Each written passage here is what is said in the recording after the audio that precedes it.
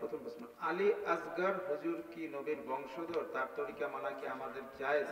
আবার তাকে অনেকজন আব্বাজান বলে ডাকে, আবার তাহার পায়ে অনেকে সেজদা করে, এই বিষয়ে কিছু যদি বলেন। আলী আসগর বলে কোন একজন ব্যক্তি আছে, এ কি কোন মানুষ নাকি না ফেরেশতা? হ্যাঁ, ফুরফুরা, তারপর ভারতের, মানে আমাদের কোম্পানির।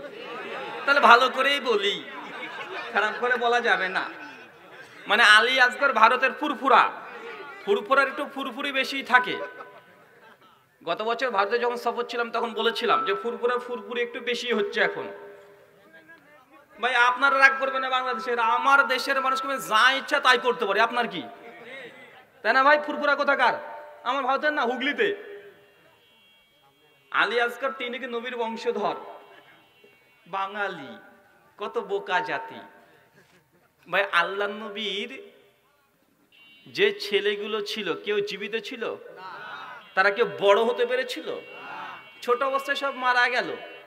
সূরা হাজাব সূরা 33 আয়াত নম্বর 40 আল্লাহ কোরআন মাজিদে বলছে, মা কানা মুহাম্মাদুন আবা আহাদ মির জালিকুম, যে মুহাম্মদ সাল্লাল্লাহু আলাইহি ওয়াসাল্লাম তোমাদের মধ্যে কোন পুরুষের পিতা নন। কেন? আল্লাহ নবীর কোন সন্তান বড় হয় না, তার আগে মারা গিয়েছে। তো নবীর যদি কোন ছেলে সন্তান নাই থাকে, তো বংশধর আওলাদে রাসূল এলো কোথা থেকে? কথা বুঝতে পারলেন না ভাইজান? নবীর তো ছেলে সন্তান একজন বড় হয়নি, তো আওলাদে রাসূল হলো কি হবে? বলতে পারেন ফাতেমা রাদিয়াল্লাহু আনহা থেকে হয়েছে, হতে পারে মেয়েদের সূত্রে। তো উনি বলছেন ওনা নাকি আওলাদে রাসূল। ভাই আওলাদে রাসূল হলে বাঙালিরা পেছনে ছুটতে শুরু করে। আরে ভাই আওলাদে রাসূল হলেই যে সে জান্নাতি ব্যক্তি, তার প্রমাণ কি আছে? আওলাদে রাসূল দেখবেন টাটকা জাহান্নামী, আওলাদে রাসূল কিন্তু জাহান্নামী দেখবেন। চলেন আপনাকে দেখাই, সূরা হুদ খুলবেন, 25 থেকে 40 নম্বর আয়াত। পৃথিবীতে যে নবী এসেছিলেন, নবীর নাম নবী নূহ আলাইহিস সালাতু ওয়াস সালাম। চাচা তার ছেলের নাম কি জানো? হ্যাঁ, নূহের সন্তানের নাম কি চাচা? কেনান। কেনান হচ্ছে কার সন্তান? নূহ নবীর সন্তান। আওলাদে রাসূল কি রাসূল নয়? জোরে, আওলাদে রাসূল কি রাসূল নয়? এখন নূহের সন্তান এই কেনান জান্নাতে যাবে না জাহান্নামে যাবে?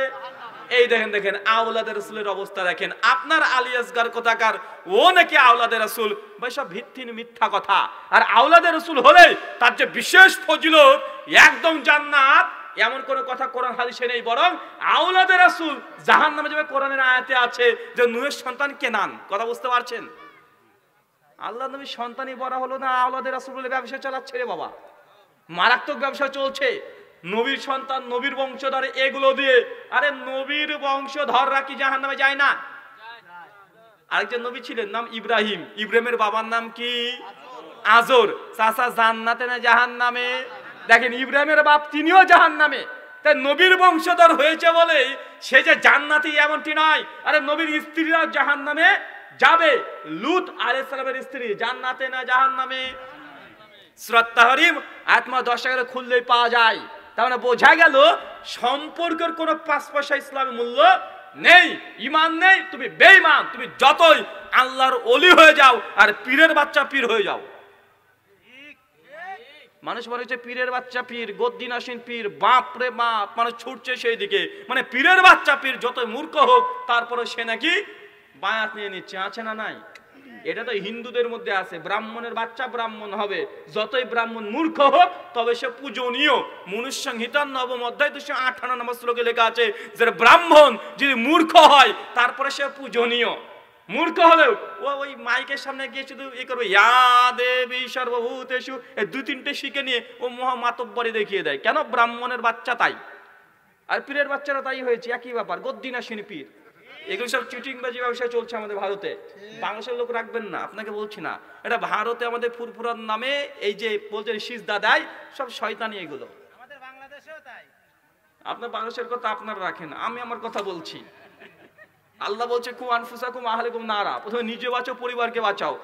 সূরা তাহরিম আয়াত নম্বর 6। আমি আমার ইন্ডিয়াকে নিয়ে বলছি, ফুরফুরা এটা ইন্ডিয়ার, বাংলাদেশের লোক রাগ করে লাভ নাই। কেন আমার জিনিস নিয়ে আপনি রাগ করবেন কেন রে ভাই? আমার ঘরের কথা আমি বলছি, কথা বুঝতে পারছেন? তাই এই ফুরফুরার নামে ভারতে যা চলছে সব পুরোটাই চিটিংবাজি। শুকরিয়া, জাযাকাল্লাহ খায়রান। পূর্বে মসজিদের বাহিরে কবর মাজার ছিল, বর্তমানে উক্ত মসজিদটি সংস্কার করার কারণে উক্ত মাজার কবর প্রথম কাতারে নিচে রাখিয়া মসজিদ নির্মাণ করা হইয়াছে।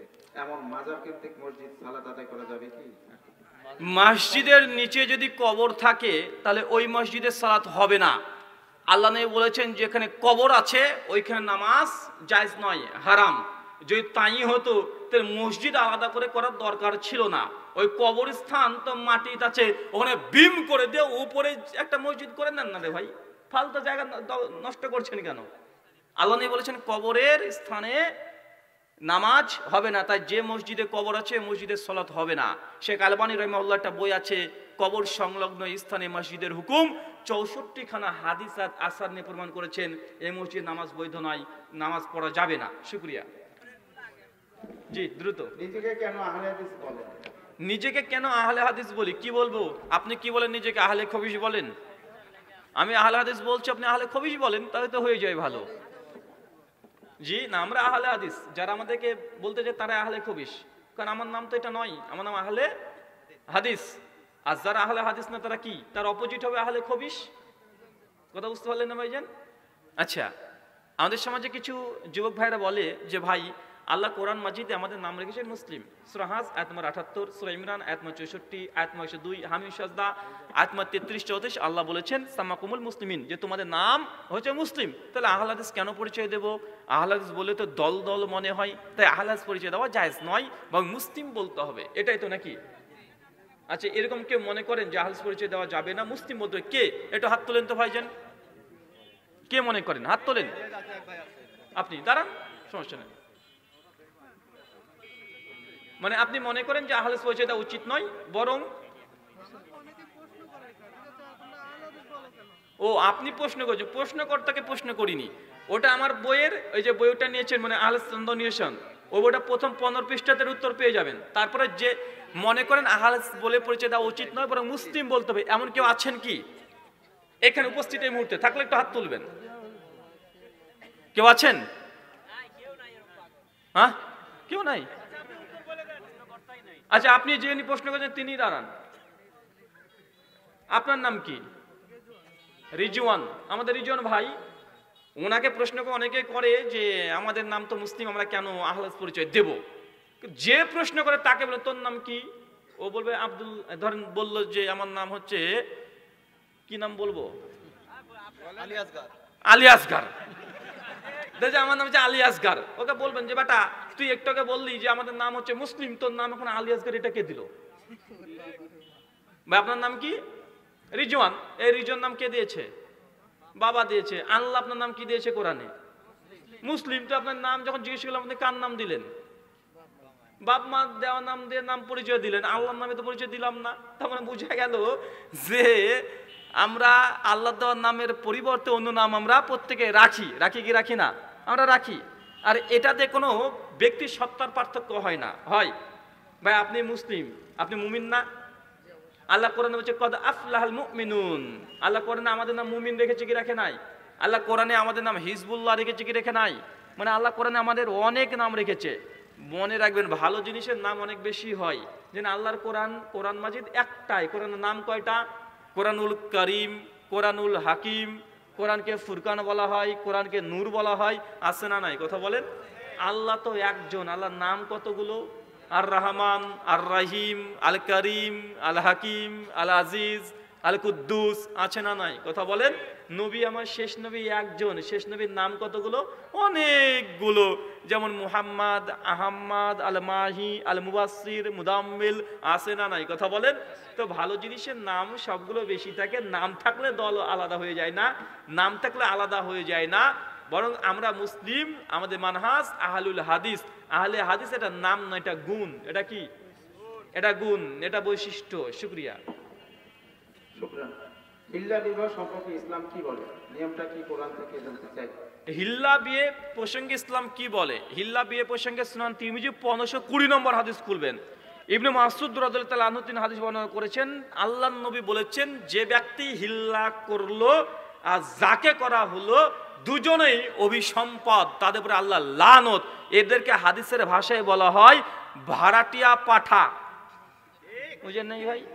আল্লাহ নবী বলেছেন হিল্লা যে হুজুর করছে এই যে হুজুর আপনারা মনে হচ্ছে হুজুর শরীফ, যে হুজুর শরীফের ফতোয়ার আলোকে আমাদের সমাজে হিল্লা হচ্ছে নবীর ভাষায়, হাদিস শরীফের ভাষায় এই হুজুর শরীফ হচ্ছে ভাড়াটিয়া পাঠা।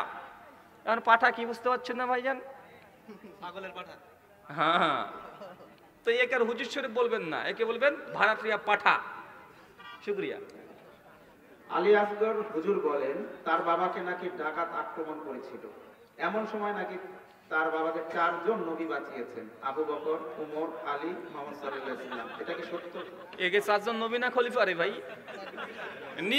একদম নিঃসন্দেহে মাল খেয়েছিল বেটা যখন এই কথা বলেছে। একদম ইন্ডিয়ান বাংলা খেয়ে এই কথা বলেছে যে ওর বাপকে নাকি যখন ধরেছিল আর নবীরা নাকি সে বাঁচিয়েছিল। হাসান হোসেন মৃত্যুবরণ করছে, কার বলে আমার নবী আসে না, আর সিটিং বাজার বাপকে নাকি ডাকাতে ধরেছিল আর 4 জন খলিফা চলে এসেছিল। ভণ্ডামি নাই ভাই এগুলো। এগুলো উন্নত মানের মাল না খেলে সব কথা বলতে পারে না। কঠিন উন্নত মানেরই খায় এরা, মানে বরকত পাই, বুঝতে পারছেন না? অনেকগুলো হাদিয়া টাদিয়া পেয়ে যায়, তো তাই দামি মালগুলো এরাই খায়। নোংরামি এগুলো। আসসালামু আলাইকুম। শাইখ, আমি ইন্টারনেট ওয়াইফাই এর ব্যবসা করি, সেটা কি হালাল না হারাম? আপনি ইনকাম করেন ইন্টারনেট থেকে, এগুলো কি করে ইন্টারনেটের মানে কানেকশন দেন, জাস্ট যদি কানেকশন দেন এখানে হালাল, যেহেতু এখানে সিংহভাগ হালাল কাজ করতে পারে, এটা আপনার জন্য হালাল হবে। কিন্তু যে এটাকে ব্যবহার করবে সে কোন কাজে ব্যবহার করছে তার ভিত্তিতে সে ব্যক্তি গুনাহগার হবে, আপনি হবেন না। যেমন ধরেন একটা হেসে বোঝেন না ভাইজান, একটা হেসে বাজারে আছে, হেসে এখন বিক্রি করে হালাল না হারাম? নিঃসন্দেহে হালাল কাজ। কিন্তু এই হেসেটা নিয়ে এসে কে গর্দন মেরে দিল, উড়িয়ে দিল, কেটে দিল। এখন কি করলো? যে ব্যক্তি ব্যবহার করছে সে খারাপ কাজে ব্যবহার করেছে। গুনাহগার কে? দোকানদার না আপনি? যে করেছে সে গুনাহগার। ঠিক ইন্টারনেট, এটা ফায়দা আছে, উপকার আছে, আপনি কানেকশন দিতে পারেন, আপনার গুনাহ হবে না। কিন্তু যে খারাপ কাজে ব্যবহার করবে গুনাহ তারই থাকবে। শুকরিয়া। অতীতের প্রেম বা জেনার গুনাহ থেকে ক্ষমা পাওয়ার কোনো উপায় আছে কিনা? আরে সর্বনাশ, লাইলা মজনু রে। যে অতীতে প্রেম থেকে বা জেনা থেকে বাঁচার কোনো উপায় আছে না? নাই, আছে। সূরা ফুরকান আয়াত নম্বর 69, 70, 71 আল্লাহ বলেছে কেউ যদি ভুল বুঝতে পারে তারপরে আল্লাহর কাছে তওবা করে, আল্লাহ পেছনকার সমস্ত গুনাহ তিনি মাফ করে দিবেন। এখন আল্লাহকে আপনারা দুজন কাঁদাকাটি করতে হবে, আর একদিন শুধু কাঁদাকাটি করলে আল্লাহ ভুল করেছি তারপরে বুক সেনা ফুলে আপনি ঘুরে বেড়াবেন, এমনটা নয়। মানে আপনি অপরাধী, মানে আপনি এমন অপরাধ করেছেন যে অপরাধের কারণে আপনাকে 100 বেত্রাঘাত করতে হতো, যেটা আপনি অবিবাহিত হতেন। আর বিবাহিত হলে আপনার গর্দনটাকে উড়িয়ে ফেলা হতো। মানে এত বড় অপরাধী কাজ করেছেন। তাই আপনাদের ওই ছেলে আর মেয়ে দুজনকে একদম মৃত্যু পর্যন্ত প্রতিদিন আল্লাহর কাছে ক্ষমা চেয়ে, আল্লাহ ওই যে জেনা করেছিলাম আল্লাহ তুমি ক্ষমা করে দাও, একবার করে অন্তত স্মরণ করতে হবে। আর নিজেকে অন্যায় করেছেন এটাকে সবসময় বলতে হবে আল্লাহর কাছে। কথা বুঝতে পারছেন? মাঝে মধ্যে বলবেন আল্লাহ আমি অন্যায় করেছি, তাহলে আল্লাহ সুবহানাহু ওয়া তাআলা ইনশাআল্লাহ ক্ষমা করবেন। শুকরিয়া। জাযাকাল্লাহু খাইরান। খুতবারত অবস্থা, প্রতি ঈদের সকালে দল বেঁধে কবর জিয়ারত করা কি শরীয়ত সম্মত? প্রত্যেক ঈদের সকালে কবর জিয়ারত করতে যেতে হবে, এটা কি শরীয়ত সম্মত? এটা হাদিস শরীফে নেই, এটা হুজুর শরীফের ফতোয়া। কথা বুঝতে পারছেন?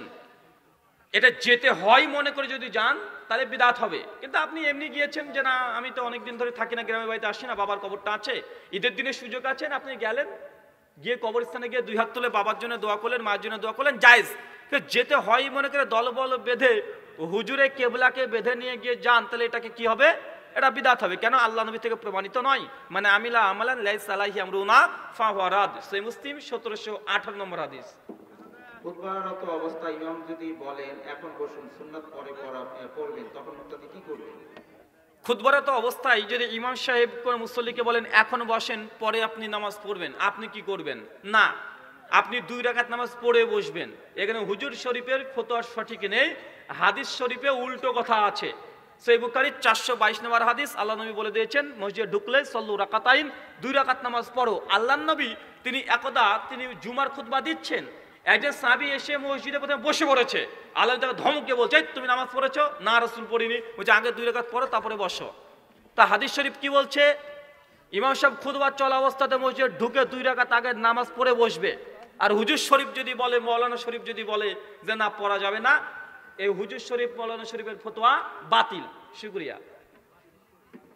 জুমার সালাতের পূর্বে 4 রাকাত কাবলা জুমার নামাজ পড়া যাবে? জুমার আগে 4 রাকাত কিবলার জুমা পড়বেন কি পড়বেন না? জুমার পূর্বে 4 রাকাত কিবলাল জুমা বলে কোন সহিহ সূত্রে কোন রিওয়ায়াত পাওয়া যায় না। বরং ইবনে মাসুদ থেকে তাবরানী আওসাত এবং শারহু মাআনিল আল আসারে এটা রিওয়ায়াত পাওয়া যায় যে ইবনে মাসুদ তিনি 4 রাকাত নামাজ পড়তেন জুমার পূর্বে। এটা সহিহ সনদে প্রমাণিত আছে। তবে নবী পড়েছে এটা আমল নেই। তো ইবনে মাসুদ কিবলাল জুমা বলে পড়েছেন এটা প্রমাণিত নয়। কেন? ইবনে ওমর তিনি 6 রাকাত পড়তেন, ইবনে আব্বাস 2 রাকাত পড়তেন। এক একজন সাহাবী এক এক রকমের নামাজ পড়েছে জুমার পূর্বে, ফরজ নামাজের পূর্বে। তার জন্য আহলে হাদিস বা হাদিস শরীফের ফতোয়া হচ্ছে এইটা, জুমার পূর্বে যতক্ষণ সময় আছে 2 রাকাত 2 রাকাত 2 রাকাত করে পড়তেই থাকেন। কারো 2 রাকাত হতে পারে, কারো 4 হতে পারে, কারো 6 হতে পারে, কারো 8 হতে পারে। নিম্ন 2 রাকাত পড়তে হবে, নচেত মসজিদে আপনি বসতে পারবেন না। কথা বুঝতে পারছেন? এটা হচ্ছে হাদিস শরীফের ফতোয়া। আর হুজুর শরীফ যে ফতোয়া দিয়েছে মৌলানা শরীফ যে 4 রাকাত কিবলাল জুমা, এটা সহিহ সনদে প্রমাণিত নয়। ইবনে মাজার হাদিস জাল। শুকরিয়া।